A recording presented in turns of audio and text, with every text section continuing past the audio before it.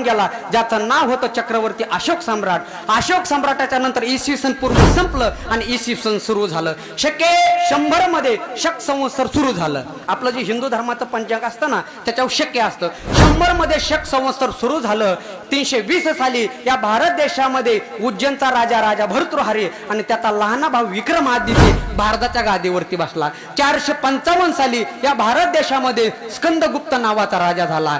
पहिलं भारतावरती आक्रमण 812 साली मुघलांनी केलं. 886 साली कनौज मधून भोज राजा झाला. 986 साली लक्ष देऊन ऐका, 986 साली चोल साम्राज्याची सुरुवात झाली आणि राजा राम राजा झाला. भारतावरती सगळ्यात पहिले मोठे आक्रमण 1001 मध्ये मोहम्मद गजनीने केले आणि दिल्लीच्या गादीवरती स्वतः राजा बनून बसला. 1025 मध्ये परत मोहम्मद गजनीने सुरतवरती आक्रमण केले, गुजरातवरती आक्रमण केले आणि स्वर्टी सोमनाथाचं मंदिरातलं सोनं सगळं काही लुटून नेलं महाराज. 1191 साली भारतामध्ये सगळ्यात मोठी लढाई झाली, जिला तराईची लढाई म्हणून ओळखण्यात येते, की ज्या लढाईमध्ये मोहम्मद गौरीने भारताचा सम्राट पृथ्वीराज चव्हाण याला अफगाणिस्तानला नेलं आणि क्रूर पद्धतीने हत्या केली. भारताच्या इतिहासामध्ये 1236 साली दिल्लीच्या गादीवर प्रथमच एक स्त्री बसली, जिचं नाव होतं रजिया सुलताना.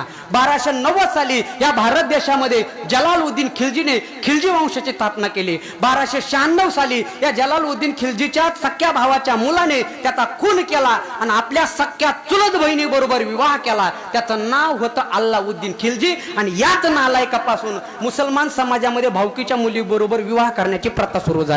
दिनांक 28 जानेवारी 1303 मध्ये या अल्लाउद्दीन खिलजीने चित्तूरवरती आक्रमण केले. त्यावेळेला राज्य करत होता राजा रामदेव राय. राजा रामदेव राय पराभूत झाला. एवढंच नाही, त्यावेळेला अल्लाउद्दीन खिलजीने 600 मन सोनं लुटून दिलं आणि मानव जातीला काळीमा फासणारी घटना तेव्हा घडली. 18 वर्षाची एकुलती एक जठाई नावाची कन्या या 64 वर्षाच्या अल्लाउद्दीन खिलजीने नेली आणि तिच्या बरोबर विवाह केला. त्याच ठिकाणी मानव जात संपली महाराज. हा एवढा नालायक होता अल्लाउद्दीन खिलजी. लक्ष देऊन ऐका, 1351 साली फिरोजशाह दिल्लीच्या गादीवरती बसला. 1459 ला गुरु नानक यांचा जन्म झाला. 1457 साली या भारत देशामध्ये पर्यटक म्हणून वास्को डी गामा आला. शाळेमध्ये इतिहासामध्ये शिकवलं जातो. वास्को डी गामाला आपल्या इतिहासकारांनी शिकवलं, वास्को डी गामा हा पर्यटक होता, तीर्थयात्री होता, पण तो सगळ्यात मोठा भामटा चोर होता. कारण त्यांनी परत जाता वेळेस 53 सोन्याने भरलेले जहाज लुटून नेले महाराज.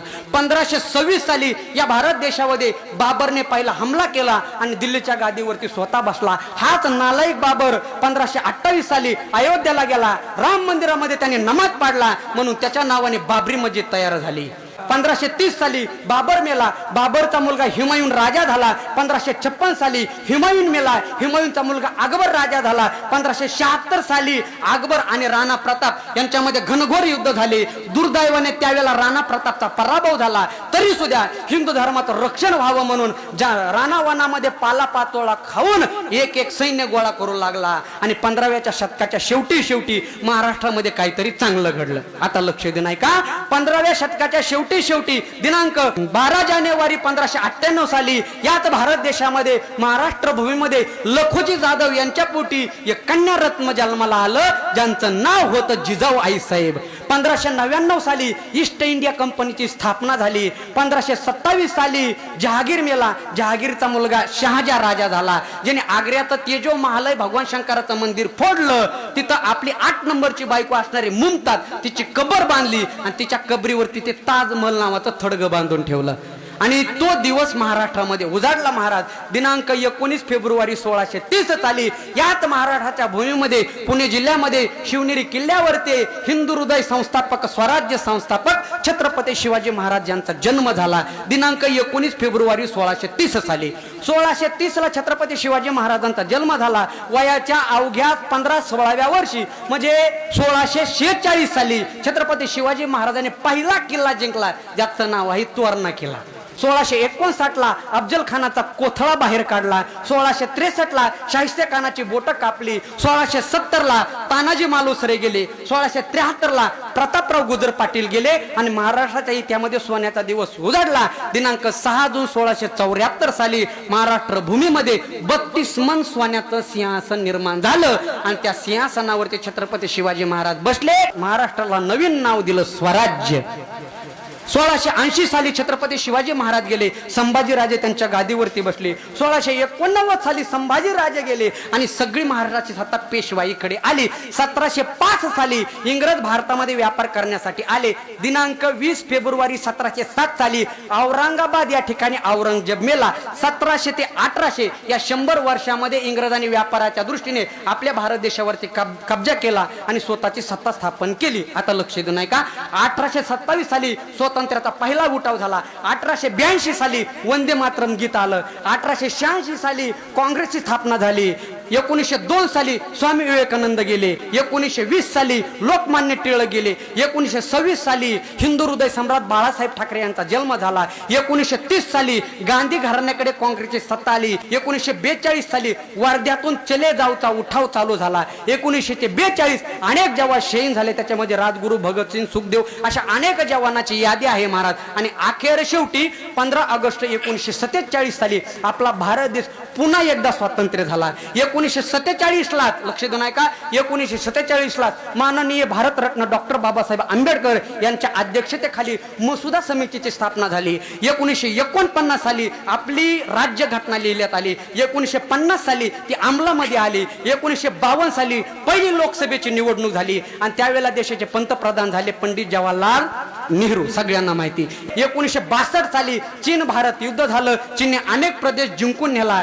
परत 1965 साली पाकिस्तान भारत युद्ध झालं, पण त्यावेळेला पाकिस्तानचा पूर्णपणे पराभव झाला, कारण त्यावेळेला भारत देशाचा पंतप्रधान एक धोत्रावाला होता, ज्याचं नाव होतं लाल बहादूर शास्त्री.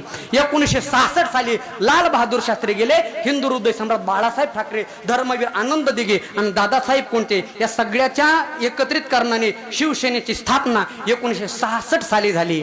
लक्ष देऊ नये का, 1972 ला सगळ्यात मोठा दुष्काळ पडला आणि 1972 साली महाराष्ट्र भूषण इंदुरीकर महाराजाचा जन्म झाला. 1976 साली बॉलिवूडचा सगळ्यात मोठा चित्रपट शोले हा रिलीज झाला.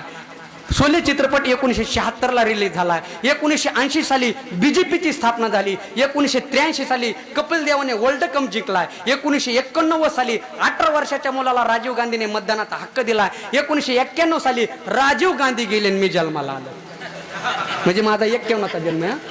1991 साली राजीव गांधी गेले मी जन्माला आलो. 1992 साली आता लक्ष देऊ नये का, 1992 साली बाबरने 1528 मध्ये जी मस्जिद बांधली होती अयोध्येला, ती 1992 साली फोडण्यात आली. 1993 साली किल्लारीला भूकंप झाला. 1993 साली दिल्लीला बॉम्बस्फोट झाला. 1999 ला शरदचंद्र पवार यांनी राष्ट्रवादी स्थापना केली. 2001 ला धर्मवीर आनंद दिघे यांचं निधन झालं आणि बॉलिवूडचा दुसरा सुपरहिट चित्रपट रिलीज झाला, ज्याचं नाव गदर एक लव्ह स्टोरी. 4 साली लक्ष्मणकांत बेर्डे गेले. 6 साली या भारत देशाला एक महिला राष्ट्रपती भेटली, तिचं नाव काय, प्रतिभाताई पाटील. आणि 2007 साली या महाराष्ट्र भूमीमध्ये राज ठाकरे यांच्या नेतृत्वाखाली मनसेची स्थापना झाली. 2012 साली या देशातले 2 नेते गेले महाराज. नंबर 1 हिंदू हृदय सम्राट बाळासाहेब ठाकरे आणि नंबर 2 विलासराव देशमुख. 2014 साली परत इलेक्शन झालं आणि या देशाचे पंतप्रधान, ज्यांचा जन्म 1950 साली झाला होता, ते नरेंद्र मोदी, ते 2014 साली महाराज या देशाचे पंतप्रधान झाले. आणि त्याच वेळेला माननीय केंद्रीय ग्रामविकास मंत्री गोपीनाथराव मुंडे साहेब यांचं निधन झालं. 16 साली नोटबंदी झाली. 19 साली परत इलेक्शन आलं आणि परत देशाचे पंतप्रधान नरेंद्र मोदी झाले. 2020 ला लॉकडाऊन आलं, करोना आला. 2021 ला परत दुसरी लाट आली, परत करोना आला आणि आता चालू आहे ते 2022. 6 फेब्रुवारी 2022 साला गाणं कोकळी लता दिदे गेला. जून 2022 मध्ये महाविकास आघाडीचं सरकार ढासळलं, कारण माननीय एकनाथराव शिंदे यांनी 40 आमदार देऊन गुवाहाटीला गेले आणि शहाजी बापू पाटील यांचं काय झाडी, काय डोंगर, काय एकदम हे गाणं गाजलं. आणि आज दिनांक 30 सप्टेंबर 2022 साली मी छत्रपती शिवाजी महाराजांच्या राज्यामध्ये तुमच्या गावामध्ये कीर्तन करत आहे. विठ्ठल